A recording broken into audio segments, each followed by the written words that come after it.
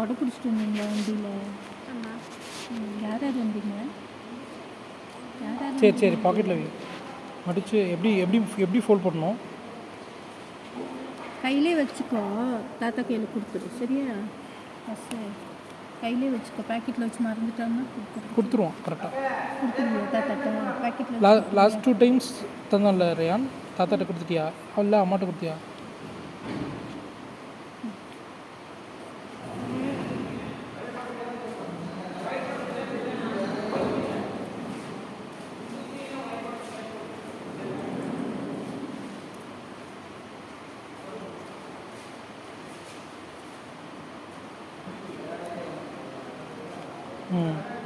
எல்லாத்தையும் அடுக்கு எப்படி எடுக்கணும்?